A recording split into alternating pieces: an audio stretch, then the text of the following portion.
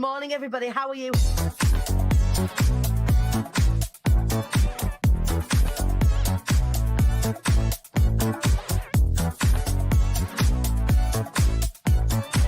The devilishly handsome Ian Dixon. Good morning, sir. Shut up, for fuck's sake.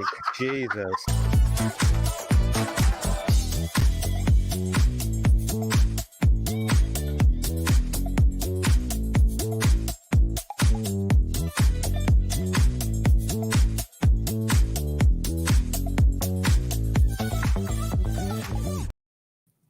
Good morning. How are you? Welcome to the Short Wise It Rise It show with me, your host, Danny Wallace. We are on the 6th of December already. We are no longer just like tiptoeing into December. We are in. We are at the end of our first week of December. How are you all doing? Are you well? I thought I would come and bring you some Christmas cheer. Look, this is another one of my Christmas sweaters. One of my Christmas sweatshirts. Christmas sweatshirts. Rolling with my snowmies is what I'm wearing this morning. How are you doing? Come on in, come and get a cuddle this Monday for some Monday motivation with me, your host. I am the Queen Bee, Danny Wallace. I hope you are feeling good this Monday. Let me know in the comments how you're getting on. Did you have a nice weekend? What did you get up to? Let me give you a shout out. Who's watching along this morning? The gorgeous Fiona Bryan is watching along this morning. Good morning to you. We've got Amy Blaney in the house. Good morning, you TEDx talker, you. I am indeed, it is official. I am a TEDx speaker, Danny Wallace, as of yesterday. If you are listening along on the podcast, a very good morning, good afternoon, good evening, good night to you, wherever you are in the world. I know you can't talk to us live, but just pretend that you are. But yes, yesterday, Sunday the 5th of December, saw me become a TEDx speaker. Now, it was an interesting journey, a very interesting journey, not just to kind of get to Scotland, but actually to have a TEDx in the first place. So where do I start with this? So my job as an international celebrity public speaking coach, so I help people share their mission and their business message. I help people, particularly those that are really wanting to make speaking a revenue stream one way or another, because I'm going to take my glasses off. For anybody that's listening and can't see, I am in full Christmas regalia. I have my Christmas glasses on. I'm just going to take them off while I talk to you. I've still got dealy boppers on just to keep things festive. But where me and TEDx is concerned, or me and TED is concerned, I've done lots and lots of research into, what makes a good TEDx. I help people create incredible TEDx's. Clients of mine, just this, like in the last few weeks, clients of mine have gone on to secure their TEDx talks, either their first one or their second one after they've kind of told their original story. So I've got a really lovely and loving and respectful relationship with TED and TEDx. Now, for anybody who doesn't know, TEDx is a movement, is a company that really aims to help engage people, more people, in broader conversations about technology, education, design. Really allowing for people to consider new concepts and challenge the way that they think. TED is the wider company, and then the sister events are called TEDx's, like mini TEDs, if you will. And so it's a very coveted thing to be able to do. Certainly, in business circles, scientific circles, technological circles, because it's where you bring your idea worth spreading to the world. Now, that's great. And one of my superpowers as a speaking coach is I can see in my clients what their idea worth spreading is when they don't maybe even see it themselves. Sarah Turner is a perfect example of this. Sarah Turner, who was one of our speakers at Be Inspired, just gone in October in Manchester, was talking about wool and British wool, and how actually going backwards to go forwards is the way to go, particularly in the conversation around sustainability. When we first had our conversation together, she was like, well, Danny, I don't really aspire to be a TEDx speaker. Yet the talk that she created is absolutely 100% TEDx quality. It is an idea worth spreading. And as such, she, has gone on to apply for TEDx's. For me, my speaking, so my sort of career around speaking, my job as I see it around speaking, yes, it was the woman with the wool knickers, Amy. Yes, it was. The very sexy wool knickers, might I add. Your perception of wool, or our wider perception of wool and how it's used, and what kind of material it actually creates in terms of apparel and fashion, isn't what we think it is. And that's really what Sarah Turner's bringing to the world, her consideration around that, her thoughts around that, her idea worth spreading around that. So for me, my superpower is to see in other people, because of the way that my brain works, I can make really great and tenuous links between topics and subjects and help people stitch them all together to create really clever, impactful talks. For me, there was never really an idea worth spreading. And I know lots of you have, I've had this conversation with some of you, have said, Danny, you speak every day on this. You speak on having an idea worth spreading every day. You go live with us all the time. And you share ideas worth spreading. You do this naturally all the time, Danny. And maybe I thought that's kind of what I got lost in, that I never applied for a TEDx, not because I'm not able to take to the stage. The stage is my home, and I love speaking on stage, and I love speaking impactfully. But I think the fear for me was around not having an idea worth spreading. Like, my ideas, my values, my core values are kindness and community. They're my real core values. And like, what have I got to say about that? And the concept with TEDx is it's either a new idea or an old idea shared in a new way. And really, that was my gate in, an old idea shared in a new way. Because one of the things that I have learned in working with hundreds and hundreds of speakers is that there is no new news under the sun. Unless you work in the field of science, education, or design, whereby you are creating and generating new concepts, actually, there is no new news.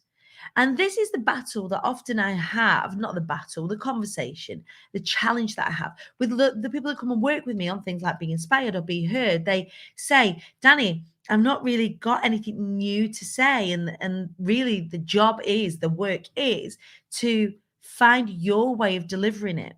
What's your way of saying something that's going to be memorable to somebody else? And that was the avenue then that I had to go down. So this TEDx, I didn't apply for. I was approached for.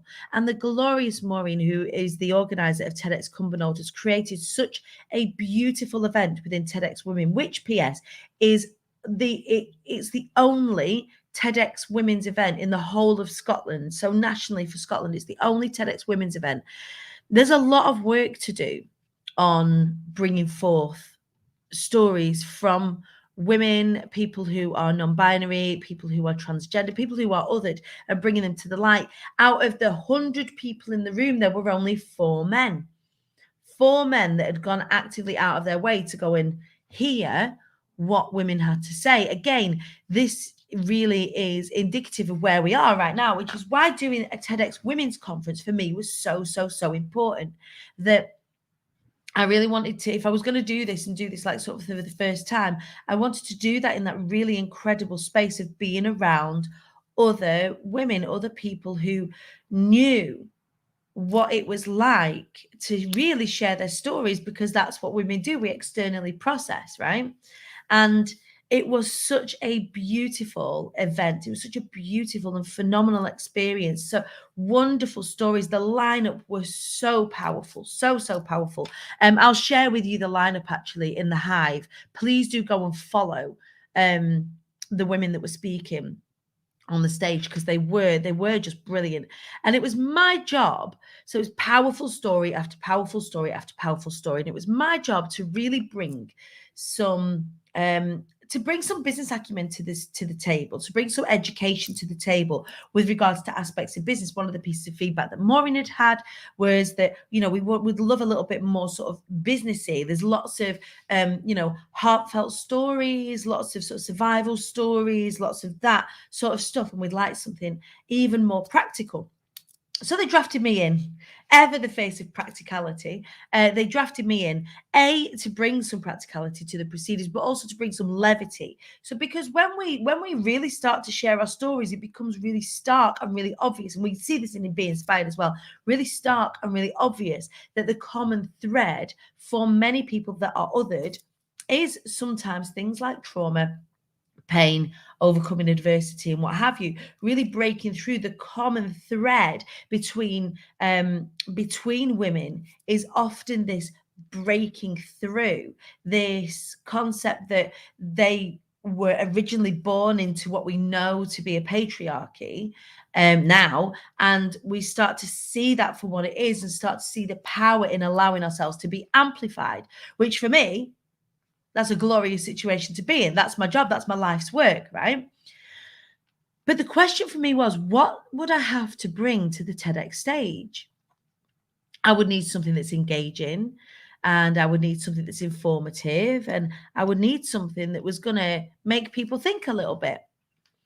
And I forgot that because I say the things I say all the time, I don't feel like, and this is so hopefully a bit of a love letter to those of you that feel like you don't have a story to tell or that you're not enough. Like as soon as I got off stage yesterday, I beat myself up.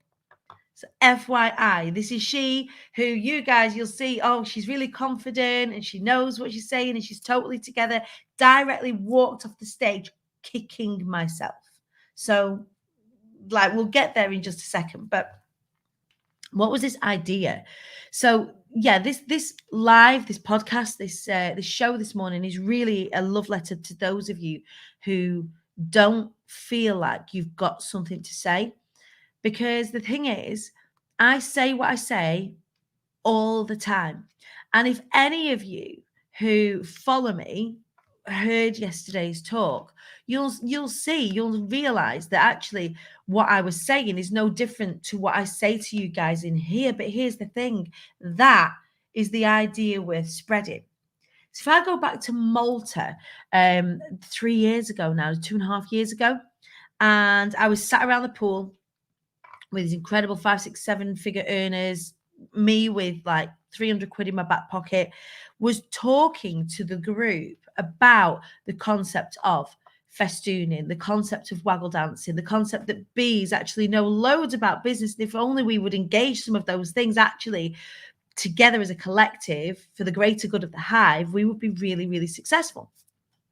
And not just successful in terms of financially successful, but holistically successful. If we look at success as a holistic situation, right? So whether we've got, good health or good relationships and, a healthy family and financial stability, of course, but all of these things create holistic success. And bees know a thing or two about it. And that was really what I shared yesterday, was a little bit of my story, because we was in that sort of feminine share space, but actually I wanted to share the incredible things that bees do that we really should consider whilst we're growing our own businesses. So I talked about things like festooning, the fact that bees link arms when they're building something new. I talked about waggle dancing, the fact that when a bee finds a certain patch of flowers that is really beneficial and really helpful, that it doesn't keep that to itself.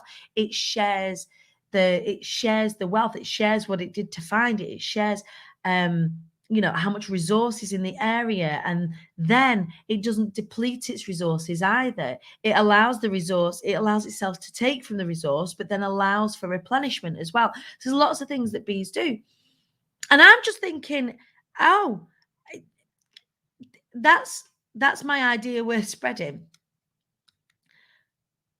And I didn't realize that it not so many people know who I am, right? I forget. I talk to you guys all day, every day. So in our little bubble, in this corner of the internet, I'm Danny Wallace, right? To this bunch of people who had never come across me before, I'm just Danny Wallace. I'm just somebody who's talking to them about bees, this new concept to them. So we're, an army of thousands strong, but there are millions of people in the world.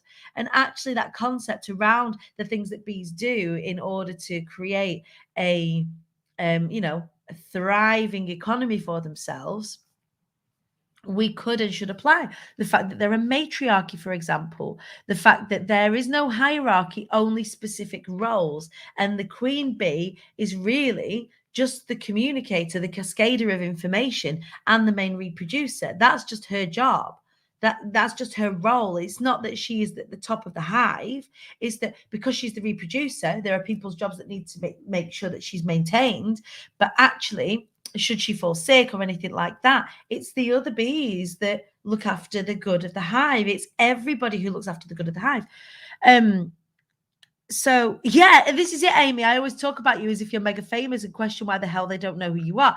It's because we live in this little microcosm. We live in this little bubble of love over here on the internet, and it really made me realize just how much we need to break through that. We need to go out there and share these messages and share what it means to be a queen bee, right? And being a queen bee isn't just about being the most important person in your galaxy, but actually it's a reclamation statement. It is your reclamation to your birthright, to success, to health, to wealth, to all of the all the good stuff in life.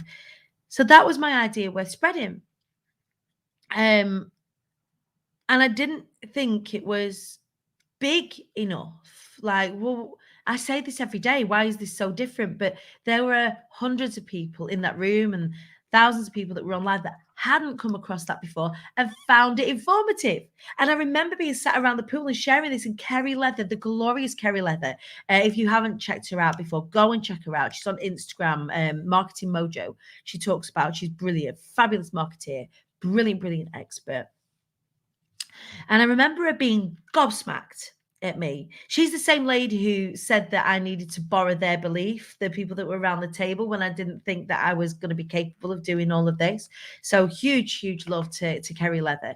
But she'd said, Danny, you need to share this everywhere. Like, I'm captivated by I didn't know this. I didn't know these things. And that's got me really thinking. I didn't realize that that was the seed that was sown at that point for my very first TEDx. I'm going to talk about this as my first TEDx because actually there's lots of refinement that needs to happen to make that talk even better. It's really sowed the seed for me. It hasn't sowed the seed, it's germinated the seed that was already there. That I actually want to do a one-woman show next year based on my forthcoming experiences. What do I mean by that? So my forthcoming experiences. So I've built the business to where it is so far. I've built the community to where it is so far based on where I am right now. And that's been really in survival. And the question that I kind of want to ask myself as I go on the next part of the journey is, what happens after we've survived? What happens after we've gotten through the worst of it? So everything that was propelling me forward up till even right now has been moving away from where I was. Everything. And then today, like, it starts today. And the reason it starts today is the other reason I want to talk to you today. Some of you may have seen a post on Friday about something very exciting happening around the Fly Anyway Foundation. I'm going to share with you some of that today because I'm going to need your help. And I'm so grateful for so many people watching this morning. And if you are listening along on the podcast, please do, if you can, come and get amongst this. And I'll talk to you about that in just a second. But there are a number of things that are going to happen. I can't tell you all of them right now, but a number of things that are going to happen in the next 12 months that are going to change my life for good, that are going to change the lives of those of you guys that get involved for good. And that's a really exciting prospect, but it also will mean that things will change. Things will have to change. So I'm considering creating an event, a one-woman show that I will take out to a couple of theatres that I'm just fleshing out at the moment. But the talk yesterday, what that made me realize is what I've got to say is bigger than 20 minutes. So when I talk to the people that I teach with regards to speaking, I talk about if you've only got 10 minutes or you've only got 20 minutes, it's introduction to a concept, just one concept. Now, why did I kick myself when I got off stage? I tried to do too much because I've got so much to say. I've got so much to say about, not just about bees, but about community, about kindness, about business, about how we can do things differently and how we can do things better, how we can take responsibility for our own outcomes, regardless of where we come from, with regards to any kind of adversity that we've experienced before. I realized when I walked off on stage that I tried to do too much. I didn't follow my own advice, my own training that I do to prepare people for things like TEDx's. And that was because did I let my ego get in the way? No, maybe not. I think what I did is I got on stage and got in flow and started to present from a Danny Wallace perspective as opposed to a TEDx perspective. So if you do, and I'll let you know when it's available for you to go and check out. If you do go and check out the TEDx, you'll see that at the end I had to flick through the last 3 slides because I'd already delivered actually the concept that I wanted to deliver, and that there's more to it. And for that, I want to create a show, not like a Be Inspired, but a one-woman show where I come and I do that talk and I entertain and perform for you guys as well, and bring in, singer-songwriters, people who've got who've really got something to say from other creative media. And that was what yesterday was really the inspiration for. That Be Inspired is a showcase of phenomenal human beings, and there is still space, I think, for that performance aspect and that bit of my talk. So yeah, that's really what came from yesterday. So I kicked myself because I tried to do too much. If I was flying through everything, then I would have got through it in 20 minutes, but I didn't. And I felt like I'd really jibbed on myself. I should have really pared it back and not tried to do too much. But I really wanted to give everybody this concept that I want to share with the world, this idea of showing up, wising up, and rising up. So, Fiona, you did flick through the last few slides. Yes, I did. But what you did really well was leave everyone with a key message that bees fly anyway. You knew that you needed to end on that note, and it was great. Yeah, I don't think it was to the detriment of the talk. It just meant that it didn't feel as polished as I would have liked it to have been, considering that's something that I teach people to do, and teach people to do very, very well. So the people that come through my programs, that go on to do TEDx's, do the most incredible TEDx's. They really do.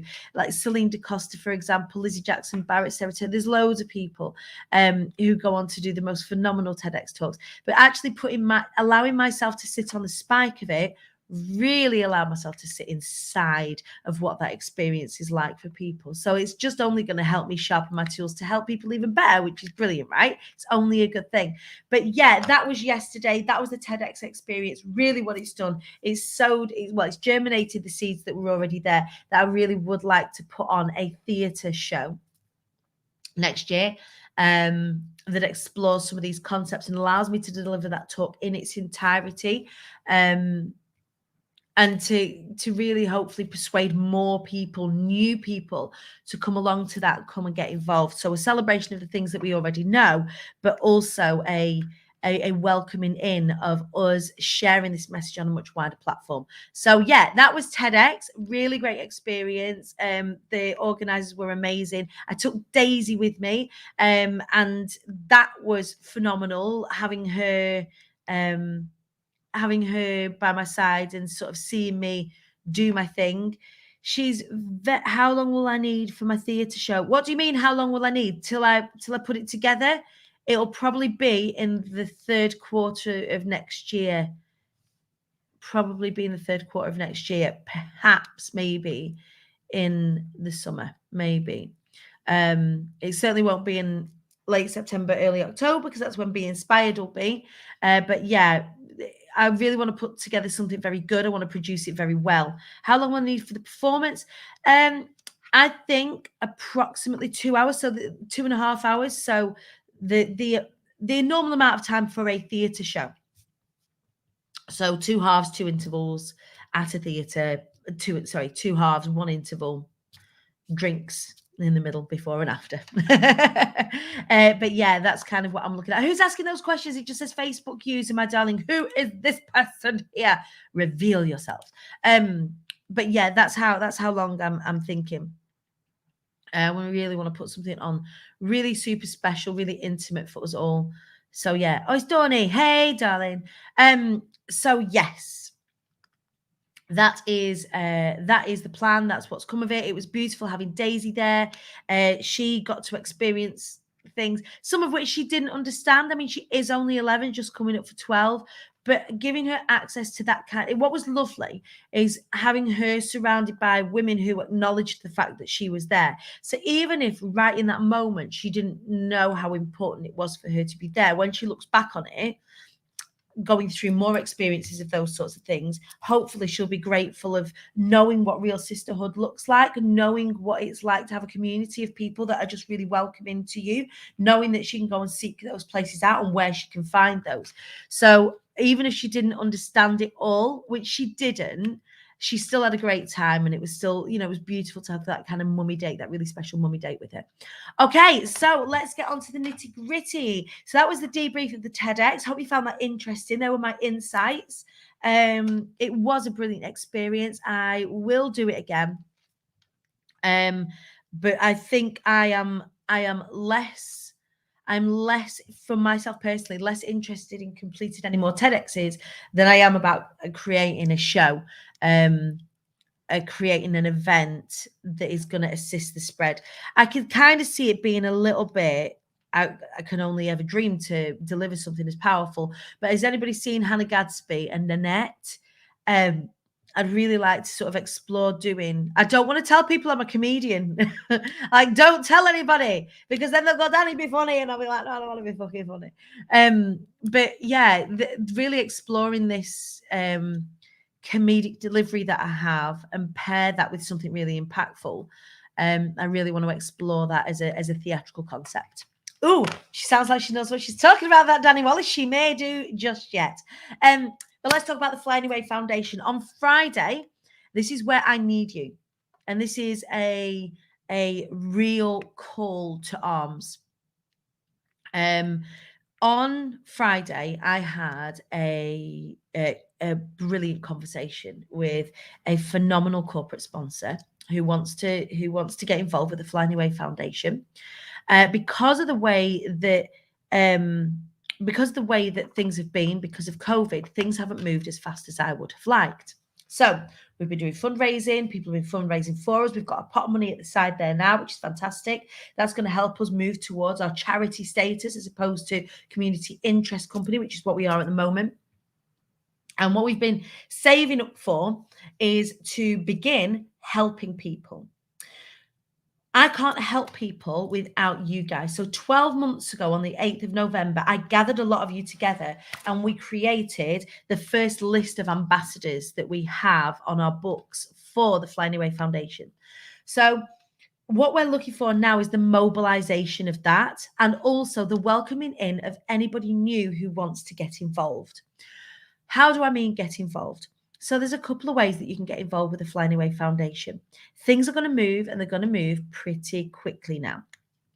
In that, we are now in a position to move. We now have enough raised in funds for us to be able to plug and start to do, what's the word?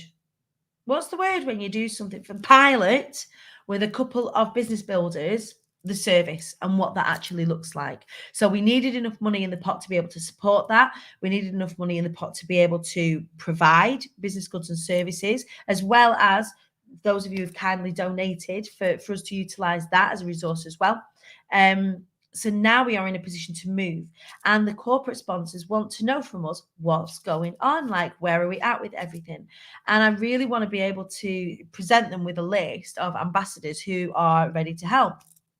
I've got about 35, 40 of you so far who've already expressed an interest in being an ambassador, but that was a year ago. And some of you may have realized things went pretty quiet. Things went pretty quiet because I'm running it.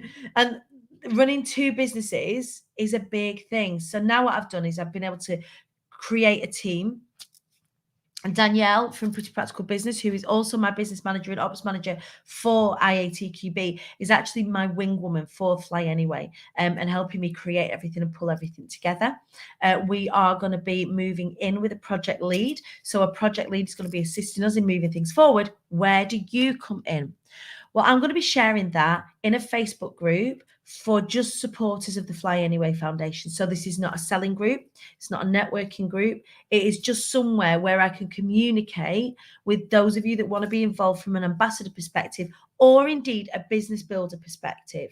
It's going to be a completely safe space. It's just somewhere where I can communicate with you in a sort of an incubator space, so that I can cascade information to you as it unfolds. So if you could let me know your interest in that, that would be brilliant. We're actually going to open a Facebook group that you can get involved with. There's nothing in it at the moment. There will be as the week goes on. We're going to create a Facebook page that you can come and be in.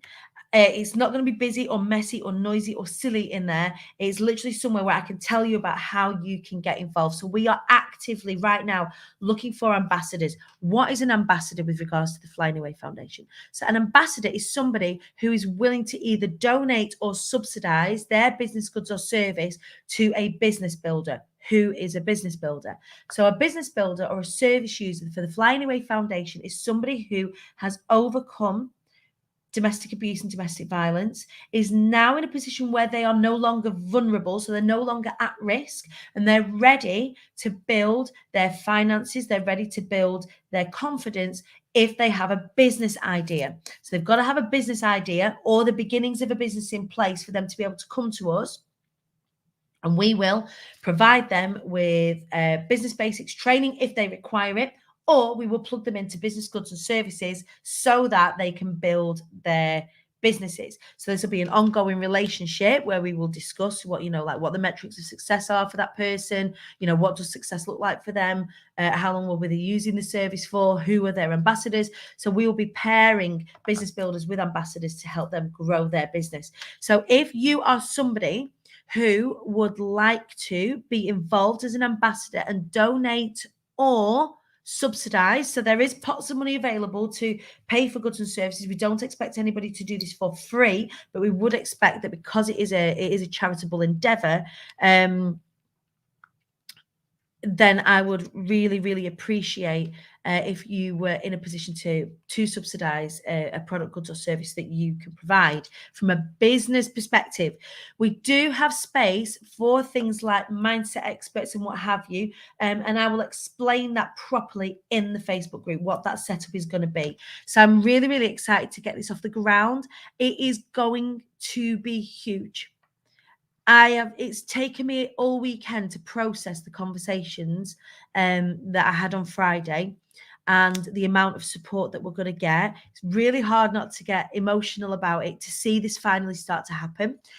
We have done a little bit of litmus testing, a little bit of piloting with some people in the background. We're ready to move that into a more formal pilot and really start to create some impact and change some people's lives with the Fly Anyway Foundation. And that was really the message from the TEDx, is that aerodynamically bees shouldn't be able to fly. Their little wings shouldn't get their fat body off the ground. The bees, however, don't care what humans think is impossible. The bees fly anyway. And that's what the Fly Anyway Foundation is all about. It's for those people who didn't think they would be able to fly, is to help them spread their wings and create that confidence, that independence, that financial independence and stability again with their business ideas. I think it's very difficult when you've experienced something like domestic abuse to be employed for some people. I think it's very difficult to have trust, and I think the one thing that you can have trust in is yourself, and that's us really providing a real safe space once that person is out of danger. So it's really important, if anybody's applying to be a business builder,